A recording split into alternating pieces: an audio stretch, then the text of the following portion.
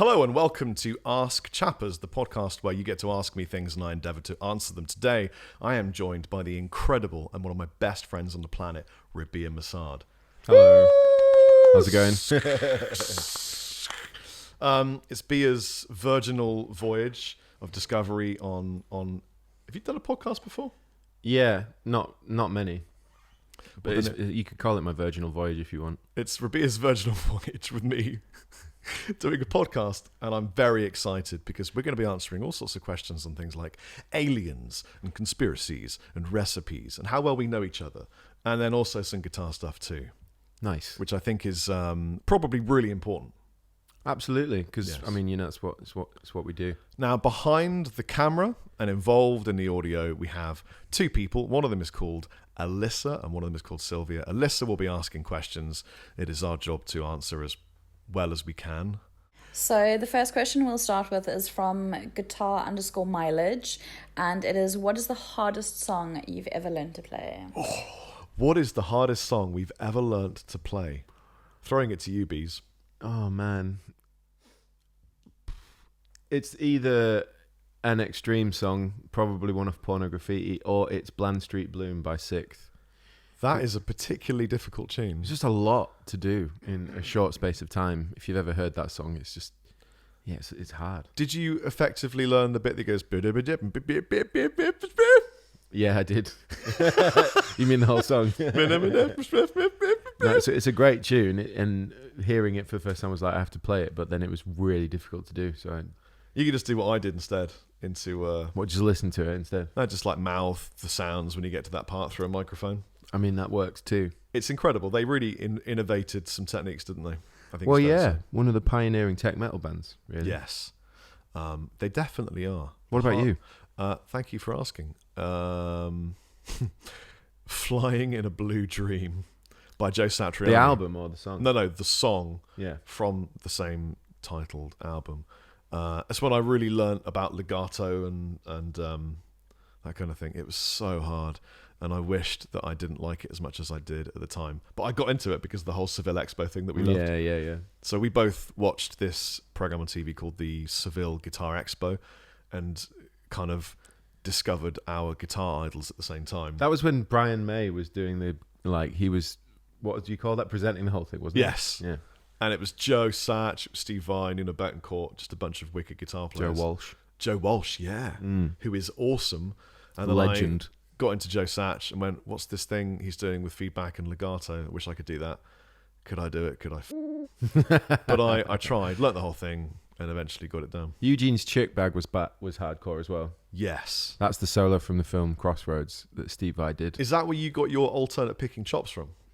It was one of the first things I had to learn that was really alternate picking intensive. So I learned that for my audition to Leeds College of Music. I bet I played it really badly. But the guy would have been like, he's trying his all, he's sweating his tits off, he needs to get this right, so let's let him in on that. How much do you Sympathy. wish you had a video recording of your audition for Leeds College of Music? Leeds College of Music. Yeah, I don't wish that at all. I do have a video of me when I was about 12 and I'd been playing guitar for maybe 8 months, and it's a gig in a park. Have you ever uploaded that? No, it will be online soon, I imagine. Can I recommend that at some point you dress the way you would have done when you did that audition? Didn't have an Leeds afro. College of It's Music, not possible. And you recreate your audition for Leeds College of Music. I think that would be quite funny. I think that would be a great piece of content. What's So- question number 2, Liz? So Ryan Smurthwaite asks, what's the closest you've ever been to giving up on music? Ryan, mate. Ryan, You need more hope in your life. you need to drink a lot more coffee and have a hug. Yeah, that's a depressing question. Yeah. I think probably... Oh, yeah. It was death threats. Ooh, Had some nasty... I can't top that. No. Well, I didn't think I ever could. Yeah. Yeah, I had a guy offered to stab me and all sorts of horrible stuff, and I was like, man, maybe this is the wrong job. maybe I just want to work in an office again or something, But he never did. I honestly don't think I've ever felt like I wanted to give up on music, to be fair. Like, not to cop out on an answer, but I just don't think I've ever felt that bad about music to want to give it up. Yeah. Or even even consider it, I've just been like, next thing. Next, thing. please. Yeah, Yeah. The question is, what's your favorite cryptid? He feels like yours, Rob, is Sasquatch, and Rabea's is perhaps the Loch Ness Monster or maybe Mothman. Favorite what? Cryptid. What's Okay, cryptid? Oh my god, this is exciting. So a cryptid is a creature that could exist, but people, for example, cannot prove exists. So the Yeti would be a cryptid, Oh, right. or the Loch Ness Monster, or Mothman. You know, there are loads of different cryptids. Right, okay. But just for example, the panda bear was a cryptid. Oh, because they couldn't prove it exists. No. And then it was discovered literally like 80 to 100 years ago. They were like, oh, there are bears that are black and white and they're in forests. It was like a myth, and then suddenly they found them. And there's some crazy story about the guy that found them, and I'm going to make this up off the back of my head. I remember you showing me the video one time. I think the person that proved it was either an ex-president or someone of really high rank in America. You just got obsessed with pandas. We just went off on a mish. He was like, and I need to black prove and white these bears. bear. I've seen lots of stories about black and white bears. I'm going to go find one. Then he found panda bears. Right. He is correct in his assumption that mine is Bigfoot. I am adamant that Bigfoot exists. Yeah, I mean, I believe he exists. There's too much opportunity to hide. Do you think that there's only one Bigfoot? No, No. I reckon there are species that we haven't discovered. Yeah. Based on the fact that there's so much uncharted land out in like the north of America, like Canada, all that area of the world, is a lot of it is undiscovered. Well, not undiscovered, it's just not, people haven't been there because there's so much of it. So to assume there isn't any extra species of any kind of mammal or whatever out there is foolish.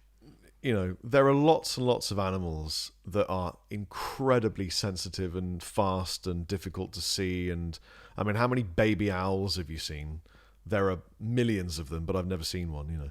That's a very good question. That's a really good point. But you know what they also discovered is that the other day, it's not even that long ago, they discovered that there was a massive borderline carnivorous mammal swimming in the Loch Ness. They found some form of DNA or something that signifies that there was a prehistoric animal. They think it's an ancient... A plesiosaur, isn't it? Ancient eel. That also works. Plesiosaur, ancient eel. But what they're saying is that they can actually say that it did live in the Loch Ness, and it may still do. Right. See, I love this. It's the truth, man. This is the best. And you know what? There are probably animals somewhere in a faraway forest kingdom going, we hear myths of two-legged white creatures who roam the earth and destroy it with pollution. Kill each other all day long. I've never seen one, but they fly in metallic birds. Yeah, totally. Clutch shining devices. Yeah. And that leads us quite nicely into our next question. Do you believe, and I assume you both do, in ghosts or aliens? Who asked that question? It is from Dr. Doom 8793. Dr. Doom. Dr. Doom. Ghosts, I'm not as big on. UFOs or extraterrestrials, I absolutely 100% believe. I absolutely 100% believe in both. I have experience of haunting, and I have experience of ghost. I will also say that I've never taken drugs, and I don't really drink, and I am very sober and quite a normal person in many regards. I also lived in a very, very, very old cottage that had a lot of problems with haunting, and dealt with it as best I could. And in terms of aliens, I saw a UFO when I was younger. I did. I went camping with my mates in my back garden because that's how brave I was. Where was that? It was in Wiltshire in my parents' house. It was me. Well known for. Yeah, Wiltshire is well known. It's a hotspot. It's a hotspot for alien technology, apparently. Basically, my back garden, camping out night, eating pasta and salad cream with Sam Marsh and my brother Jeff. And then we see this like shining light, that's shining different primary colours. And my friend Sam was like, oh, it's probably a hot air balloon or something. And then it definitely wasn't a hot air balloon. And then something came out of it, shot across the sky, zigzagged. We ran indoors, shitting ourselves. And the next day, there were crop circles in that area. Was it a UFO? Yes, because we didn't know what it was. And the come down was brutal, right? Yeah. No, just to echo the whole UFO thing, my view on it is that it's based around more humans, because I just find it really difficult to believe that, like, of all the species of animals and mammals on the planet, we're the only species that, and I know they say, oh, we've evolved from like apes and then all that kind of stuff, but even then the gap between, you know, primates and humans, or, you know, is so negligible. big. Yeah. In the sense that, yeah, the DNA is quite close and we're very similar in a lot of ways, but at the same time, they can't, you know, build what we're sat in right now, microphones, No, like but electricity, like having. But you know what? They've started making tools. So orangutans have now been seen to create a spear from a piece of wood, hang over a river and fish with a spear. Right. They've started to... We're fucked. Yeah, I'm talking more 10 like... 10 years from now, they'll be driving Teslas and I believe hunting us that down. there's some level of intervention happened at some point in time. I think you might be right. But I know that sounds crazy, but honestly, I think somehow there was an outside influence that came in and went... we'll tweak that one there and make it a bit better. Do you know what I mean, though? Yeah. I mean, I know it sounds crazy. I think we're allowed to sound crazy then, man. I think that's fine. Aliens exist.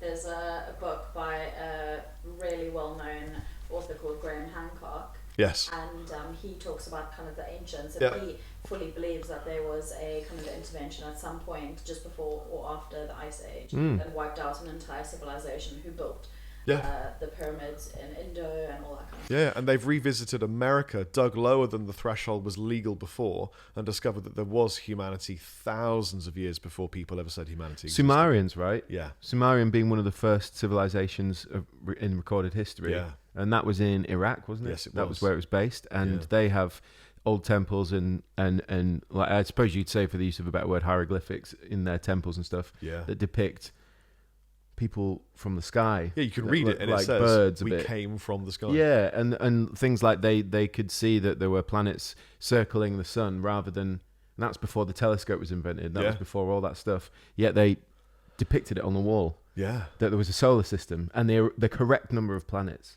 in the sun. It's How like, did they know that? come on, man. It's not, you know. You know what else? It's so hard to look at a part of this planet where there isn't life. Yeah. Where is there not life on this planet? It doesn't matter how hot, how cold, how barren, there is life. Yeah, good old Dave Attenborough proves that, you know, time and time again. It does. Dives into really hot, acidic, salty waters beneath the surface and finds fish. God bless that man. Yeah, man, he's the best. He needs to be immortalized. Won't happen. And then I think this is kind of the last conspiracy type question, but Og Stu asks, which conspiracies do you think are so far out there that you can't actually take them seriously? Things like, I would say maybe David Icke's theory of people being lizards. I was going to say that. Yeah. So far out that they are flat Earth is. It's so you know what stupid. The problem with flat Earth is it's so fun. It's so much fun to just watch people talk about it and just go, what if they're right? But then you just go, I mean, They're so unbelievably, undeniably incorrect about their theory that the Earth is flat. It's just not even worth debate. I love it though. I think it's really fun. And then the hollow Earth theory. Hollow Earth. Yeah, there's a theory that the Earth is hollow. There's a whole planet on the inside of the planet. Oh. And there are people inside there, and they speak a different language. Right. And there's a different human race inside the planet. Yeah, the lizards thing is like, people being lizards is a joke as well. I'm shape shifters and all that nonsense. But yes. I suppose the other one that I think is a bit weird is that whole idea that there's an entire city on, like, huge civilization on the dark side of the moon. I don't find that. It's not that I don't believe there's something on the dark side of the moon, because we only ever see one side of it.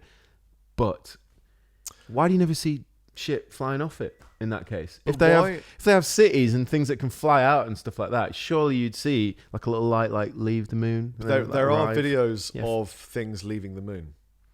You got to research where, and online you see them. Also, the moon is in an exact position to cause perfect tidal synchronicity on our planet. That's cool. It's almost like a spaceship that was just flown to the exact location it required to be, and then was just left there.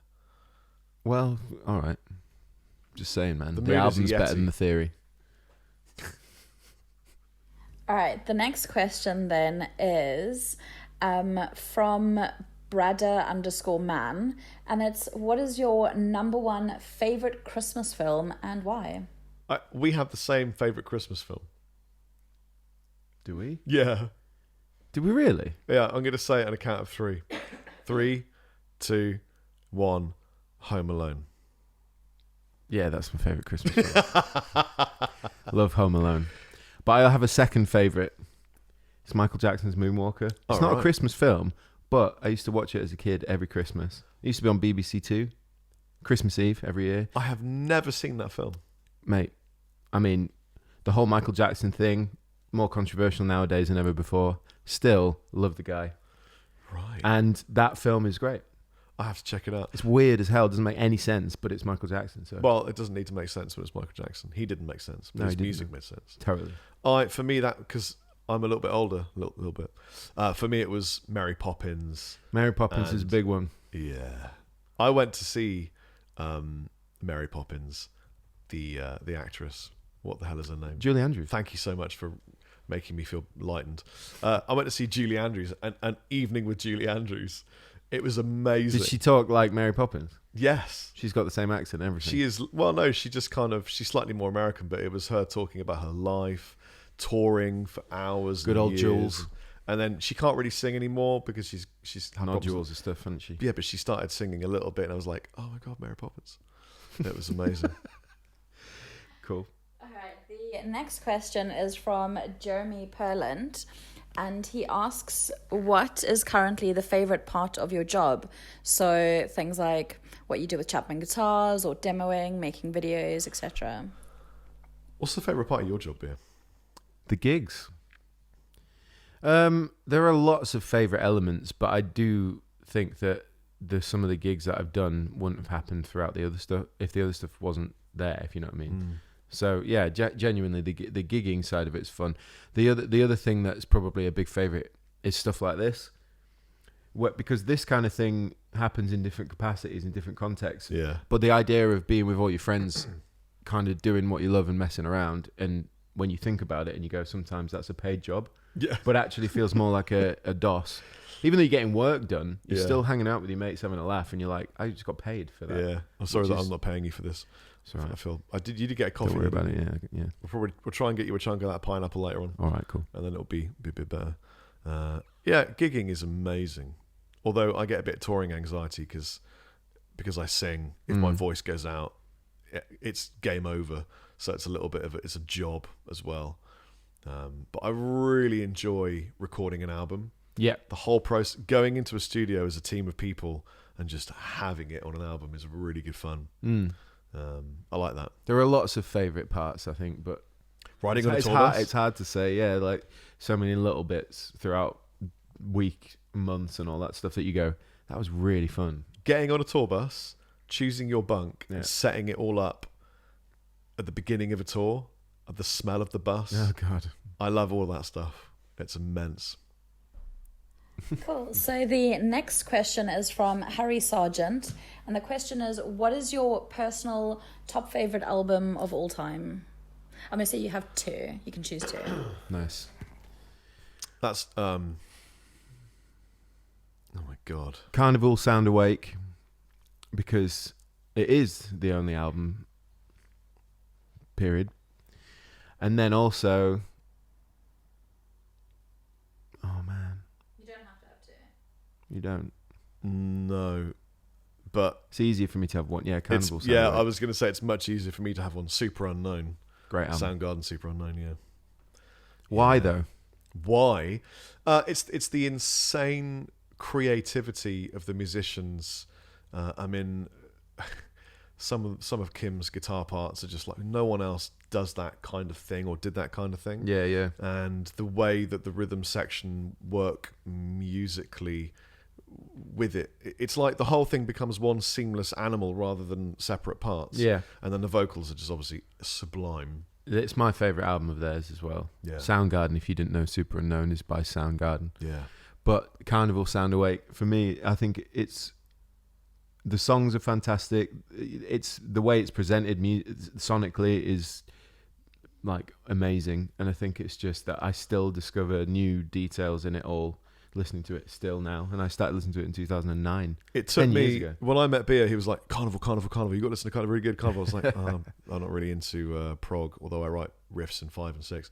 And then he kept making me listen to it, and I didn't like it. And then eventually, I think you borrowed my PlayStation and put some of the tracks on the PlayStation, and it would play when I was playing Wipeout. And then all of a sudden, it clicked, and I got it. Yeah. And then I really, really, really enjoy that album. It's a great album. It just took me a while to understand why I liked it. You're welcome. Next question is from Teapot Cup. And the question is, have you ever smashed a guitar? And if so, what's the story? Oh my God. I haven't, so we'll leave this one to Rob because I know the story. Do you know the story? Because I was there. I was... Oh. If we're thinking of the monobag one. Oh, I wasn't. Okay, this is a different one then. No. But that's good because I can tell that one. Yeah. Because the other one, I can't really remember why. I did something for charity that involved me breaking an old secondhand guitar that was already broken. And it was part of this thing where I broke this guitar on camera, but it looked like it was new and worked. And then I did something and ended up giving money to charity through this video concept. But people didn't understand that it was a parody and a joke, and I lost a load of subscribers. This was back when I had like 1,000 subscribers or something. But yeah, at one point we did a mono. It was a demo for monobags at Andertons, you and Lee. So Rob starts going on about his history with Chinese martial arts and kung fu and stuff. So then Lee's like, well, let's put it to the test. So Lee puts this guitar in and it was a Chapman. It was an ML2. Yeah, put it in this mono bag. And mono bags are great. Yeah, they are. I've got a mono wallet. Right, okay. I just mono anything. Mono my ass. And he put it in the bag, he held it, and I punched it. Yeah, you did. He went flying. And it snapped in half. And then you threw it out the window. We threw it out of a window. Yeah. Sylvia was there, yeah. In hindsight, it didn't survive. Probably shouldn't have punched it. It was a bit harsh on Lee. Yeah, it went and fine. Then after that, there was no need to throw it out of a window, but we did anyway. Yeah. The bag was fine. The guitar wasn't. In fairness, it was already a broken guitar. It had some defects on it. Haters also, got on board with that one. They really did get on board with that one. Haters gonna hate, man. Yeah. So Gabe Cairns has asked how you guys Gabe. met. Okay, so I started going to Andertons after Lee phoned me up and went, "Hi, I've been watching your videos and I understand that you might make some more for YouTube and I wondered if you'd make some for Andertons. We're a guitar store in Guildford." And I was like, okay, this sounds good. And I popped down, shot a bunch of videos, and then at one point I needed to get some food. And I was doing a meet and greet at a local pub in Guildford that was also a pizzeria because I have a penchant for pizza, not anymore. And went to the bar, ordered a pizza, and I ordered it from this guy. Yeah. And this was beginning of June 2011 yes, because Monkey Fest was at the end of that month, which we'll get into in a second. I worked at the Stoke, and that was my part-time job at ACM. And I'd seen... The only one time I'd seen Rob on the internet or knew anything about him was because I'd watched a video of a Washburn N4 Python skin. yeah, Because I was obsessed with that guitar. And Great you were the guitar. one reviewing it at World Guitars. And your laugh, specifically your laugh, because you'd cut all your hair off at this point when you came to the pub. yeah. So you didn't look like... If you'd have had the long hair and the beard, that would have been like, that's that guy. But you just chuckled to yourself and I was like, I remember that very specific video. And then remembered that you were somebody that like people that were real fans of on YouTube. I knew nothing of YouTube or anything like that. And remembered that you played a load of Extreme. So I thought, we'll have something in common. I should probably ask him if he wants to jam because I'm a big Nuno fan. So I had a really strong gut feeling and I was like, I'm looking for a band. Yeah. I've moved into the local area doing work and I need band members. Do you fancy having a jam? And also, do you know a bassist or a drummer that could work with me? Because I don't have any. And he's like, well, I've just moved down with a band and lost our vocalist, so I might have an entire band. Yeah. And also, Monkey Fest was at the end of the month, so you were like, do you want to play my festival at the end of the month? And then it was like, okay. Will you be in the Rob Chapman band? Yeah. And then, we played the festival, and I went, I'd really rather not call it the Rob Chapman Band. That's really, I wanted it to be less about me and more about the music. And so we created Dorje. Yeah. From Monkey Fest. So we really need to make another Monkey Fest at some point. That was 2011, so quite a long time ago. Yeah. Pizza brought us together. Food. That's pretty standard. So the next question is from Saray006, and he or she asks, have you guys ever found your mythical kind of perfect guitar? I don't think it's possible to ever find your mythical perfect guitar when you love guitars. Yeah. Because you will always see one and go, oh, that looks great. Oh, I wish I owned that one. I bet it feels great. So I don't feel like, it's not like marriage where you meet a woman, fall in love, and then you're happy with that woman forever.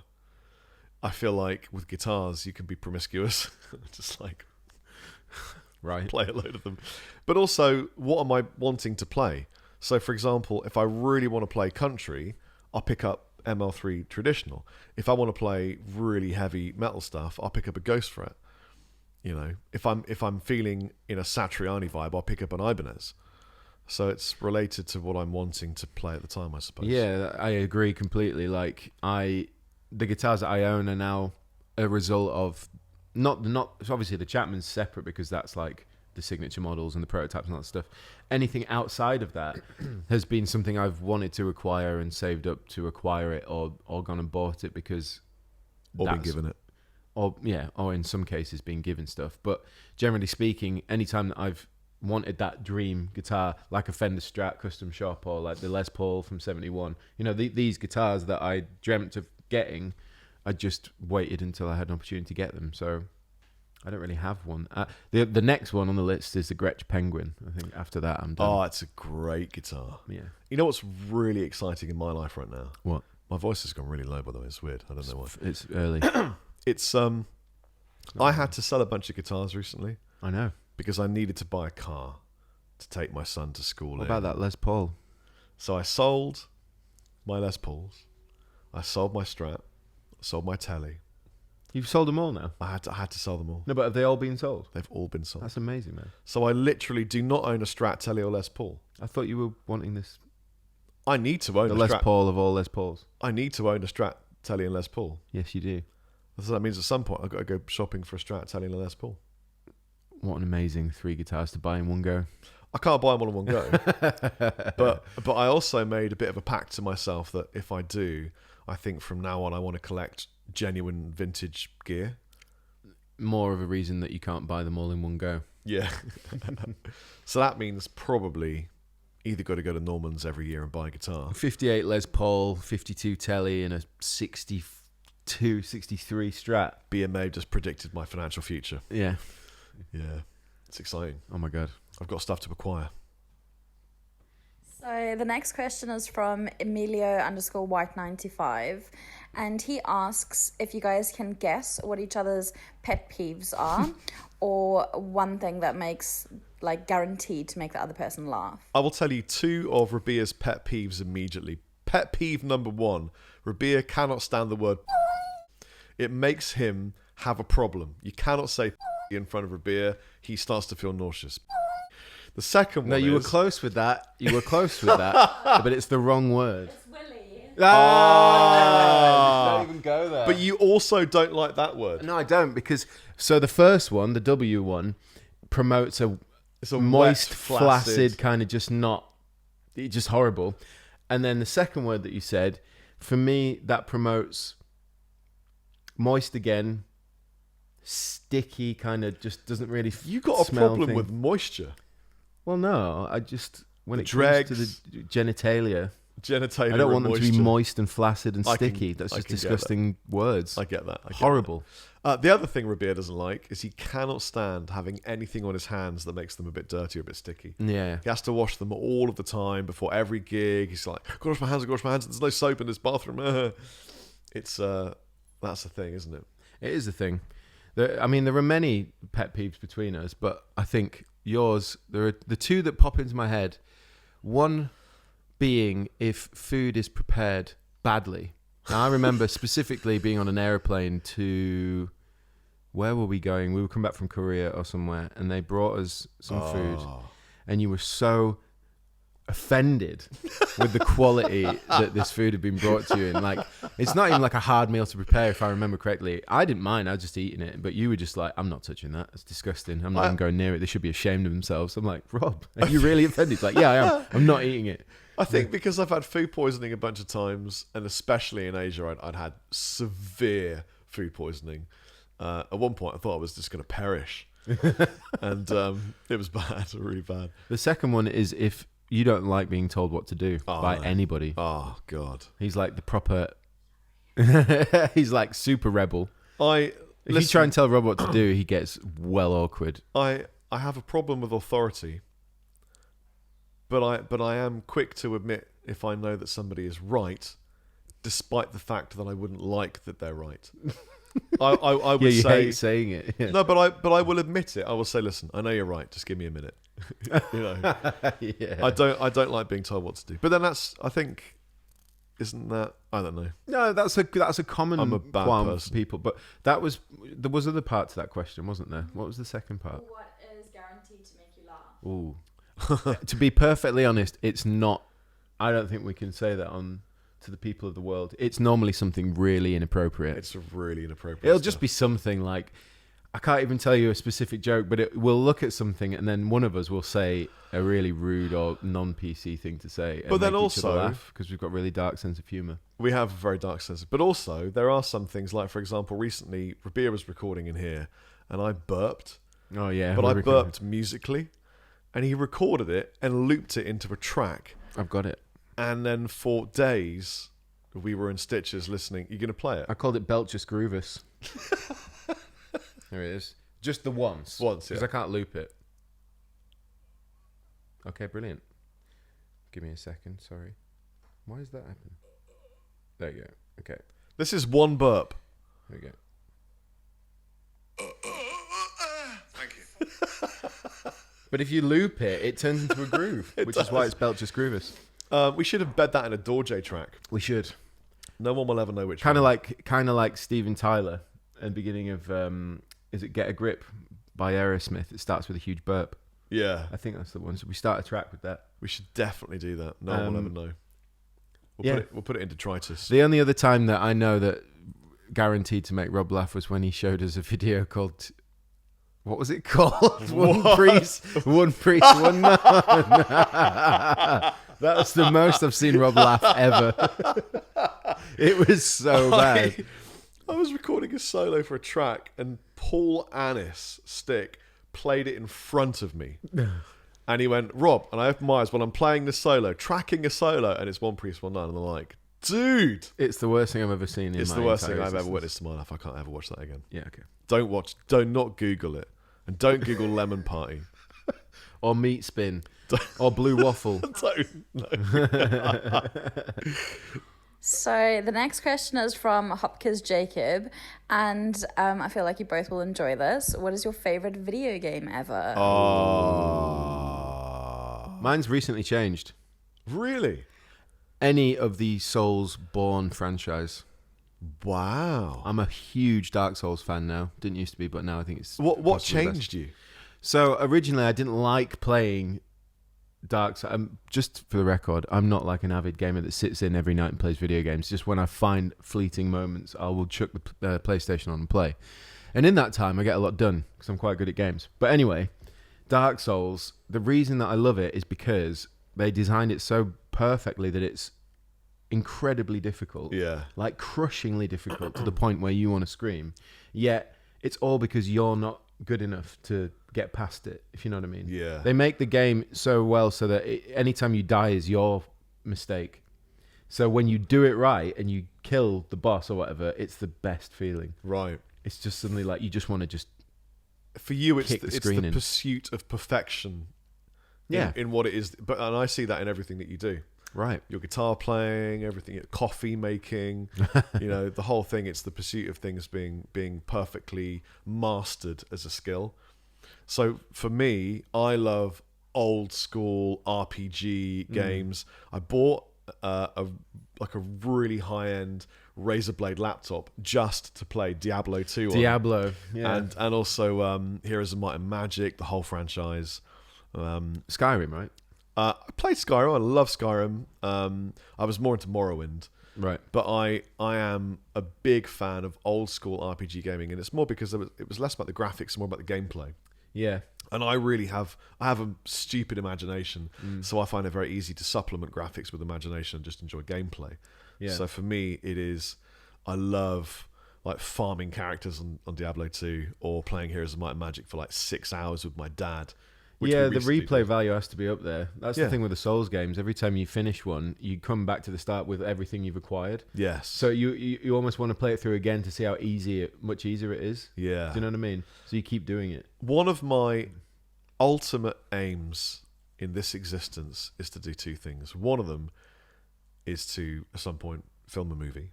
And the other one is to make a game. I would love to make a game at some point. I love, game design, level design. Yeah. Mainly because it's really artistic. It's the concept art of it that I find really awesome. Oh, it's just exciting. Yeah. Blizzard, man. Blizzard own a lot of my universe. From Software. Yeah. Own a lot of mine. We only have 2 more questions of this round, and S.Kroll1603 has started with, love your playing as well as Rabea's. I'm wondering what your biggest inspirations are, or who your biggest inspirations That's very are. nice of him. And Thank you. also I like his name because Kroll is one of the best movies that ever happened. Slayers. Bea, take it. Biggest inspirations, there are 2. I look at them like musical inspiration and then guitar inspiration, because I think they're very different things. So biggest guitar inspiration is Nuno Bettencourt. I mean, I must always be saying that, but yeah, most probably because it was just, aside from the great guitar playing, it was the musicianship and the fact that he was like, could play better drums and do all that kind of stuff. And I just kind of related to that when I was younger. And Pause that there. I want to give you an insight into something that made me feel really happy.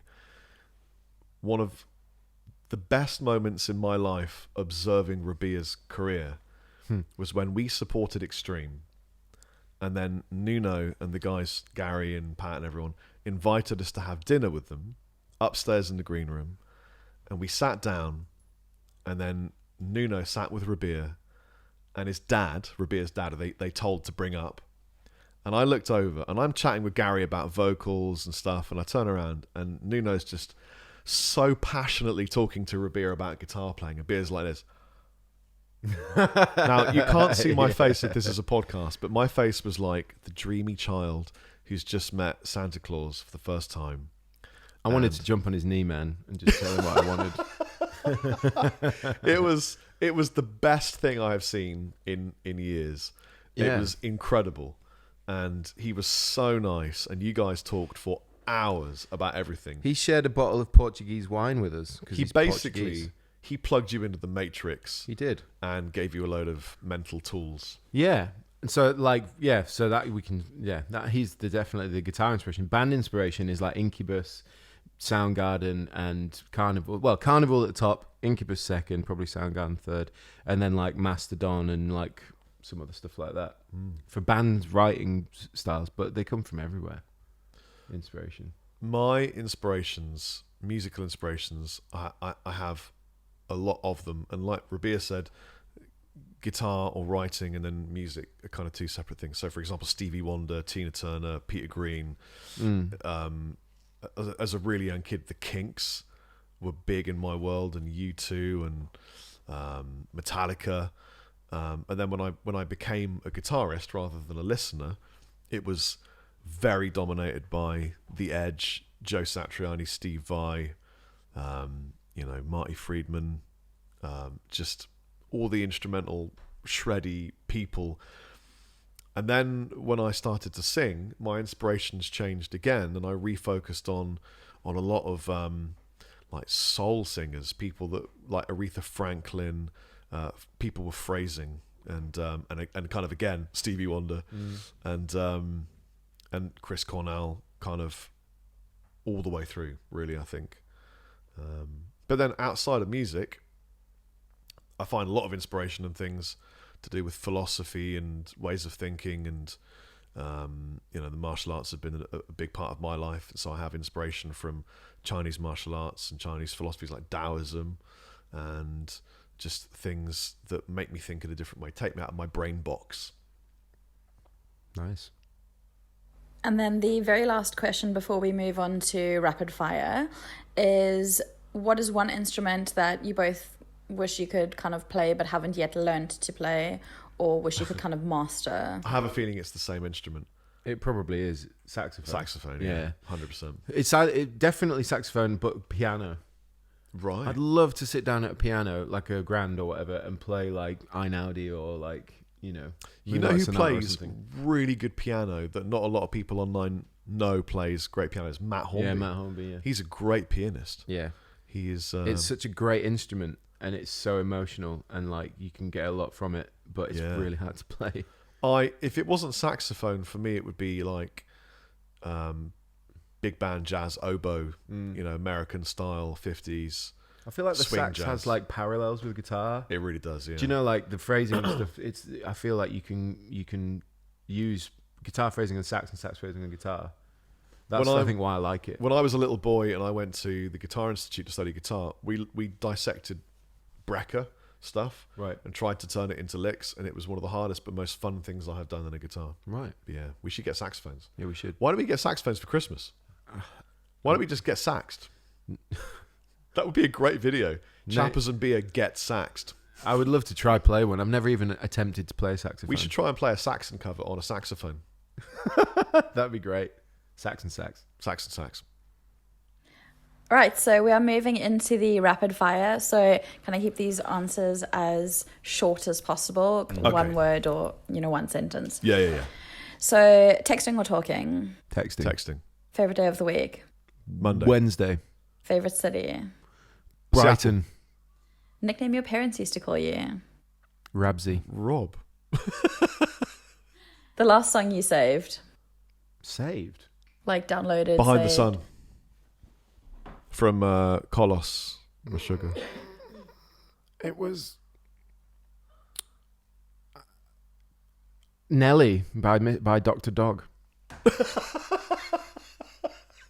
Is that because you got a dog called Nelly? Yeah. Would you rather be able to speak every language in the world or talk to animals? Talk to animals. Talk to animals. Favorite holiday destination? I don't really go on holiday. I'm going to have to say Malta just because I go to Malta all the time. But otherwise, I loved going to China. Hangzhou. Japan. Absolutely Japan. Invisibility or super strength? Super strength. Super strength. First celebrity crush? Oh, man. The only one I can think of is Jennifer Lawrence. Winona Ryder. If you could travel back in time, what period would you go back to? 3, 2, 1. Jurassic. 60s.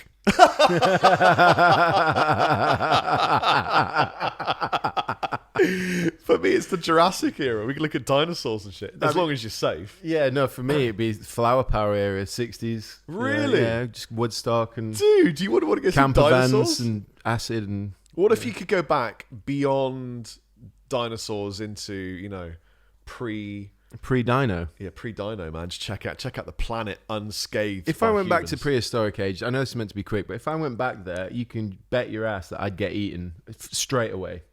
But you might not. They might speak and have technology. Dinosaurs might have been teched up and no one knew. I mean, yeah. Anyway, rapid fire.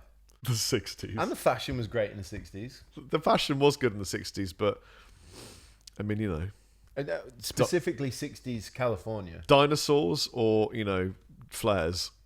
Yeah, I know what you're saying. I'm thinking Cali in the 60s. Yeah, that would have been fun. And pretty much exactly the same, probably. Is that the end of the quick fire questions? We've got 2 more. 2 more. Do it. Favorite junk food? Favorite junk food? Yeah. Chips. Okay, pre-allergies, fried chicken. And the very last one, if Voldemort offered you a hug, would you accept it? No, that. Weird no-nose piece of I always accept a hug. No, man, he's the Dark Lord. Thou shalt not speak his name. Asshole. We just spoke. I've literally just been watching Harry Potter back through again. I'm like, I'm in the You're Voldemort a big hate. Potter fan, aren't you? I love Harry Potter. But you've not been to the Harry Potter expert. Do you know why? Because it will reinforce my massive problem with the fact that it isn't real. I hate the fact that Hogwarts isn't a real place and wizardry isn't real. I tell you what, when you go there, you will be in. I'm just going to have to take you there and film you. You will be in so much awe of the work they did and the creations and the world they created. You're just going to be like, Rob, this is amazing. Yeah, but then I'll want to be able to fucking Patronus charm somebody. But you can there. Jump on a Nimbus 3000, take it for a spin. Mate, you can jump on a Nimbus 5000, take it for a spin. You literally can get on a broom and fly it, and they film you doing it. It's amazing. You have to do it. You have to go there. Reality. So that's the end of the questions. Shameless plug? Shameless plug. What have you got going on, Beer? What have I got going on? After no more festivals. I'm trying to think, what do I actually have going on right now? Actually, not much, other than writing new material for myself. We're getting into a studio with Dorje very soon. Started writing more Tosca material. Other than that, I like that to you that's not a lot. Well, yeah, it doesn't feel like a lot. Other than that, signature bare knuckles coming out in October. New affordable signature models from Chapman coming out as soon as humanly possible. And I think that's more or less top and bottom of That's a lot of things. I think what that shows you in isolation is the mind of Rabea Massaad. You juggle a lot of things. Yeah. Yeah. Thank you so much for being a part of Ask Chappers.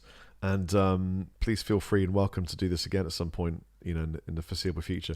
If the viewers and listeners have enjoyed this, please leave a comment in the comment section below, or tell us if you can on a podcast. I don't know how that works, or if you can, but it would be nice if you did. Give us apparently I've been told to say, give us 5 stars. I'd rather that was a request than a demand. But thank you. And yeah, high five. Ow.